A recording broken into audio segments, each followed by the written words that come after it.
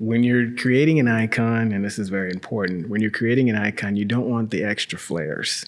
You want people to connect with what the images are, the saint that you're actually doing. It's the most important thing. Some of the flares and all of the beauty and all of the other things that are extra around it is what it is. But it's not the most important thing. This is Saulso. He's a UST alumnus and artist. His mediums are photography and painting, but the reason we're talking today is to talk about his iconography. In this episode of Bold, Al shares his story, how he got into art, how he makes a living as an artist, and how he discovered his love for iconography. He also dives into the philosophy and the spirituality of writing icons, and gives everybody who's interested in iconography a gentle prod to start digging in. Before you get started, make sure to subscribe to Max Studios and hit the bell icon so you can be the first to see all our new episodes. And check us out on Instagram at Max Studios UST to stay in the loop and get behind the scenes sneak previews of all the shows we're working on. Now, let's jump into this episode of Bold with Saulso.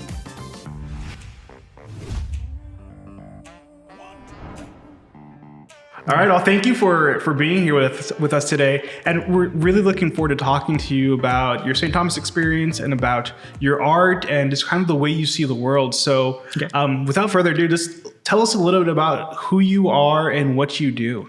Well, I'm an artist. I'm actually an iconographer and also just a regular artist photographer. And I just love art. I've been loving art ever since I was a kid, and I got a chance to go to UST, and it was just a wonderful, wonderful school. I mean, I love the school. It's beautiful. Beautiful experience. So as a UST alumni, one, how did you end up at St. Thomas? We're not necessarily known for our fine arts programs. We do have one, but we're not known for that. How did you find out about St. Thomas and decide to do that here? Actually, it was the weirdest thing. I found something online. I saw something online about University of St. Thomas. I'm always driving by because I used to work at the Museum of Fine Arts Houston before I attended. And I said, wow, I need to go check it out. There was something about it. So I just had to go over there and check it out. And I found out that there was a really wonderful program for artists and stuff. And I said, well, let me do it. Let me check it out. And so what was it about St. Thomas that kind of drew you in? I'll be honest with you. It was the dome. It was something about that dome. Yeah, it was something. The sun hit it the right way that day, and I had to come. It was just something where I was meant to be. I meant to be here, and I think that's a calling. It was a calling to me. So. I always tell people that if they're even at all interested in coming to the university, they should stop by, because that is either going to confirm or deny whether or not they should be here. Exactly. And more often than not, it confirms it for people. Right. Exactly. We've heard that story so many times where they're like, I wasn't sure. And I went to visit, and then I was like, yes, this is it. This is the place. Exactly. So true. So true. So when you were a student here, what was that experience like? It was actually a very nice experience. I wasn't really the talkative kind of student, but I actually had a chance to meet a lot of nice people. I met a lot of nice staff here and a lot of nice teachers. The teachers are just wonderful. That's what really got me. I mean, they really listen to you, and you're intimate. You get a chance to talk to them. It's great. Yeah. And for you took a lot of your classes at Glassell, which is like a partner school with the Museum of Fine Arts. It is, yes. And so what was it like working or working there with the staff that they have, the faculty that they have? I know they have a lot of really respected artists in a lot of disciplines. Right. So what was it like being able to work with some of those people? Well, some of those people are like my heroes, and that's what's so crazy about it. You get to work with some people that you really love. Joseph Avell is one of the people I really look up to as a sculptor, and I got a chance to meet him and talk to him. He's one of the directors of the school. So it's really great to get a chance to meet some of these people. Another person I got a chance to talk to was Patrick Palmer, and he's just a wonderful person. He's a director now, and great guy to talk to about artwork and what to do afterwards. So it's really cool. I was really excited. That is really cool.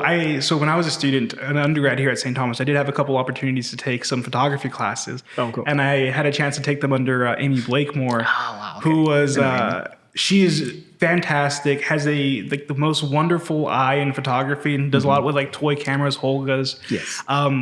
But just having that experience of her being able to critique your work and be like, hey, this is a cool idea, but think about this, and this. It pushes you in so many ways. Right. So what was it like being able to have that kind of constant that critique and that push to continue to grow?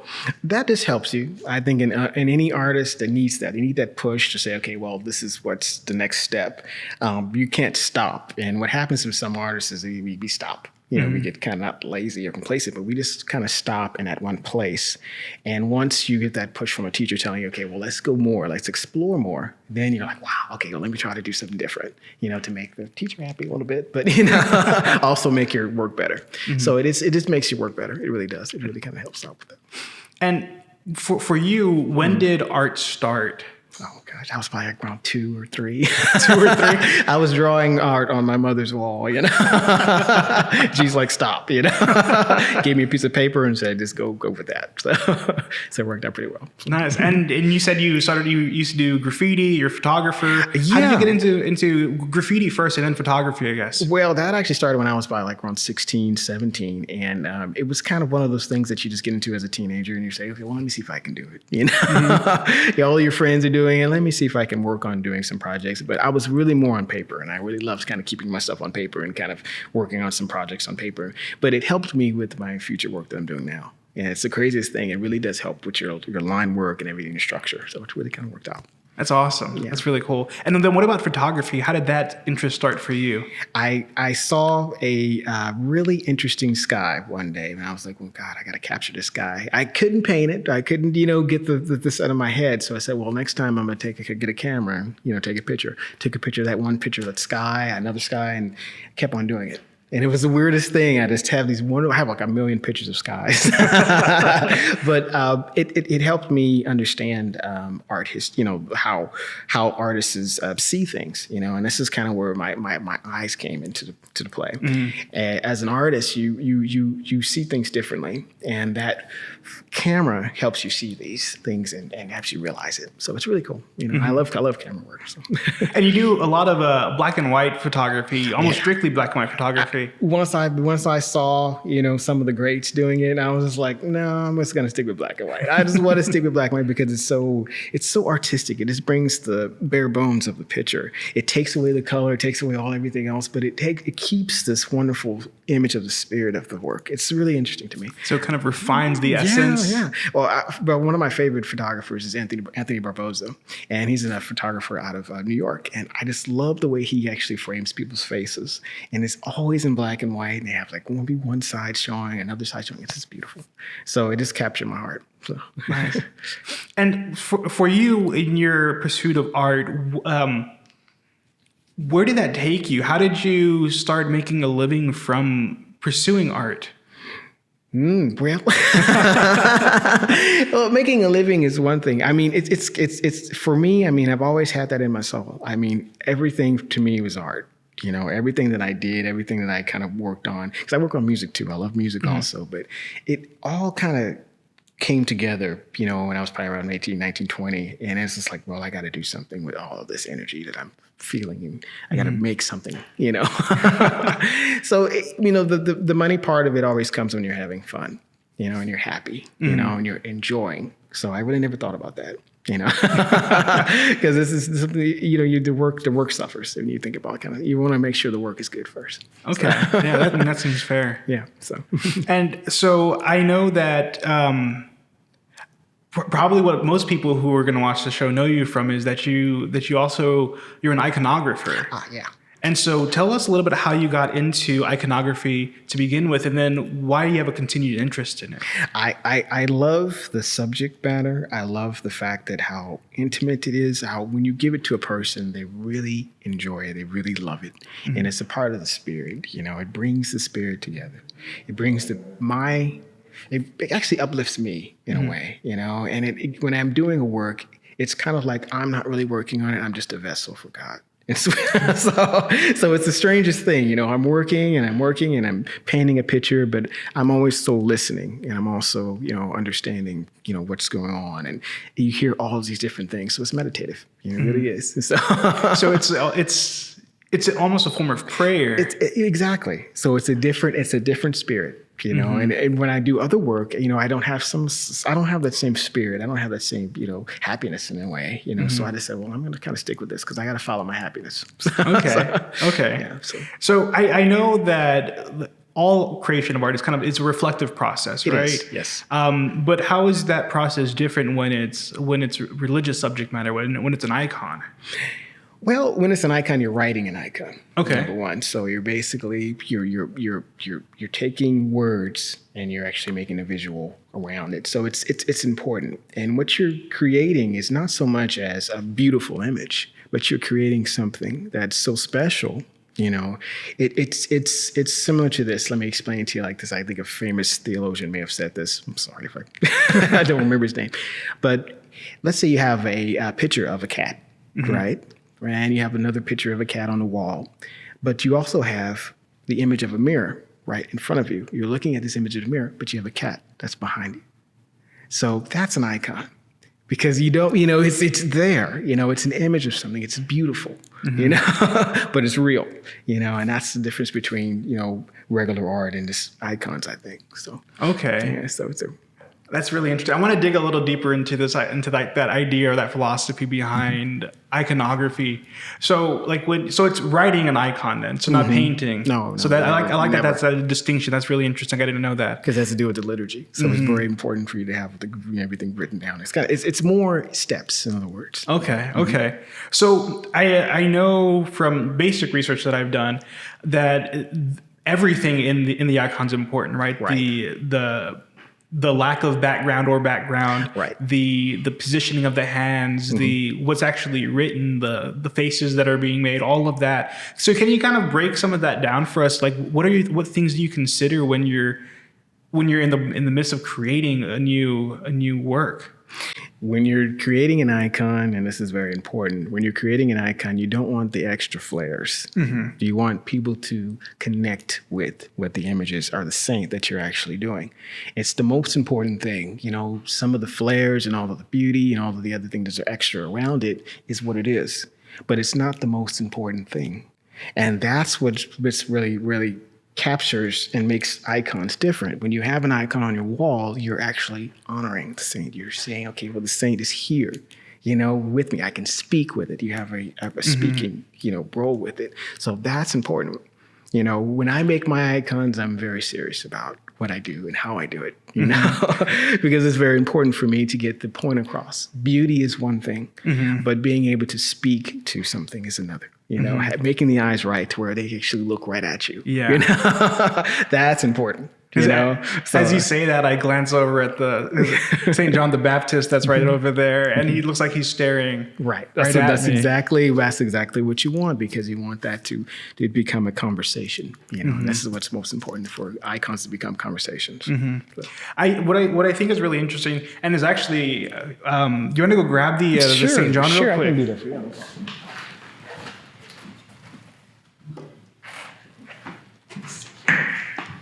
So what I think is really cool is that what strikes me about this icon is just the fierceness in him. Right. And I think it illuminates something that I think we might get from reading scripture, right? But seeing it brings it out to me in a different way of what kind of person he must have been, when he was alive, and how he must have, his countenance, right? How he lived his life. That contemplation is what you want. That contemplation that you have, that you're talking about, that's what you want a person to go through. You want to kind of meditate on the spirit, on what's going on, what happened to this, all of these different things. You want this to happen. And that's a good icon. A great icon is actually one that actually helps you communicate. Communication is so important. Anything that you do. Yeah, absolutely. That's fantastic. And so, where do you go next when with this? How do you continue to grow as you paint more icons, right? Well, what I really want to do is actually teach people how to do icons. I think that would be the greatest thing. We get a chance to actually teach people how to paint and draw these kind of wonderful icons, because it's one thing to see an icon and say, okay, but there's also one thing when you make it yourself, Yeah. So it gives you a sense of, pride. You can hang it on your wall and you have something of your own. But I think that's really where I want to go next, is to teach people how to do these icons and make sure that they get everything kind of right, get the stories right and writing them right. Yeah. And so for you, how did you learn? How did you pick this up? It's a long story, but the craziest thing, I actually used to have a friend that when I was actually working at a bookstore, and he was a Greek gentleman, and he was an iconographer. He was an older gentleman, and I used to always kind of come by his table, and he would draw and be drawing, and he told me to sit down one time because he had saw some of my drawings that I actually had a chance to bring to show him, and he said, "Well, you'd be great as an iconographer. Why don't you think about it?" He said, okay, I know you have enough time to think about it. So I said to myself, okay, I'm going to give it some time. I pursued other forms of art at the time. And then something just kind of caught me. Something really caught me. And it made me think, well, I want to live my life and have a meaningful life. Mm-hmm. So much for all of the fame, all the other stuff, all the extra stuff. I want to have something that's going to left behind me that has meaning. You see, and that's what's more important to me. And I said, well, let me try to get into more understanding of the theology behind, becoming an iconographer and understanding this. So I looked for people, I talked to people, and I got a chance to meet a lot of wonderful folks that actually knew about icons, and it just made me more interested. And when you have to follow your interests. You just can't live a life where you don't follow your interests, because the interests leads you to places that are amazing. Yeah. And so you can't stay at a job that you just hate, because the interest is something special that's in you, so I had to follow that. And I just decided to follow that. So it was really good. That's awesome. Mm-hmm. And for those who are interested in pursuing, iconography or writing icons, where do they start? Like, what is a good starting point for them? Actually, the best thing is to see an original old icon. See the original ones. Go back and see some of the original. Go take a trip. See some of the beautiful ones that they have at the Menil collection. You have to form a connection with it. And once you form a connection with it, it captures you, and you're able to do more and understand more and see more. So seeing is the most important thing. Start with that first. Look into, at museums and look at the books. And books are something that you want to kind of stay away from, because you want to be able to see the right colors, the correct colors, and the way that they put on layers, and the way that they do this, and the way that they do that. That's all very important in order to make a really great icon. So. And as you think back, what were some of the first icons that you saw or that you wrote yourself that hit you, kind of like where you're just like, this is you're like, this is it. This is right. Well, I actually have a beautiful large piece that I did of another piece of St. John that I did, and I am in love with it. I still have it in my house, and it's something that kind of blesses my house. Every time I walk and I see it, I'm like, wow, it's that overwhelming joy that you feel, you know that you created it. And I think I want that for everyone. I really do. So I think that'd be a really good thing. Nice. And then I guess we're getting close to the end, but one of the last questions I have is, since iconography is so personal and it's so spiritual and it's contemplative and prayerful, in what ways has it affected your own spirituality? Doing this has made me one of the calmest people. You really have to be a different person. You can't be. How can I say this? This is hard to say, but your whole entire mindset changes in a way, because you're doing this work that's so important to someone else, or so important that you have to say, okay, well, I have to do my best. And once you try to do your best, you take your time, you do it right. You do all the colors right. And it just becomes something so wonderful that, it surpasses all of the monetary value. That monetary value just becomes something of not unimportance, but it's the person to person, the connection that you make. That becomes the most important thing. And now, for moving forward, that's why I actually said to myself, I'm going to go ahead and just continue to do this, but I want to make sure that I give back. I give back to the school, to UST. I want to make sure that this is giving back and this is working, to give back. Because that's what's most important. We can't live a life where we don't give back, The art is doing a lot for us. The art does a lot for us, for me, but yeah, I think it has other purposes, maybe something that I don't see now, maybe in the future, that's what I'm hoping for. So, yeah. And the last question, or where I want to leave us, is the Catholic Church has had a long history of art, of creativity, of innovation. True. I think people complain about it today that the church is kind of lacking in those parts. And I think, as an institution, it doesn't patronize artists as much. Right. But I do think there's people out there, people like you, people like other musicians who hear that and who see that and who are stepping up. Right. In what ways do you want to see more Catholic artists step up and return to creating not just for their livelihood, but for the beauty and the good of the church? Well, for this, I think personally, it has to be something of a renaissance. I think all of this deserves to be in modernity. I think this actually deserves to have a modern, take.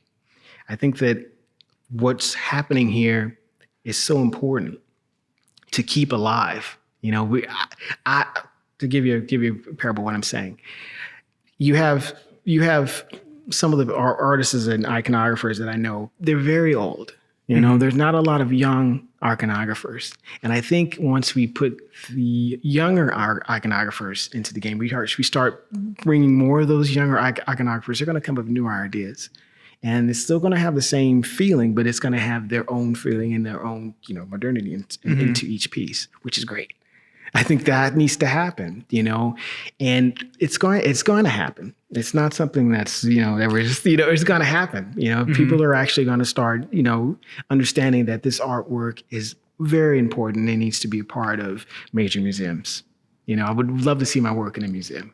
MFA or anything like that. That would be great, So that's where I want to take this. I want to take it to more of a modern take. I want to keep it modern. I want to keep it as modern as possible because it's important to us now. The world is getting where it's going crazy in a way, but I want to keep it there. I want to actually, awesome. Keep it here. Was there anything else that I've not asked you that you want to talk on before we wrap up? This is wonderful. I mean, I really enjoyed myself. I think all the staff here did really cool stuff. Absolutely. Well, thank you so much for taking the time to talk to us and to share your wonderful art. And we're super excited to see what you do next and to have you back and maybe visit you in Fresno so we can see the rest of your work. Very cool. Very cool. That'd be awesome. Yeah. Thank you so much. Thank you. Okay.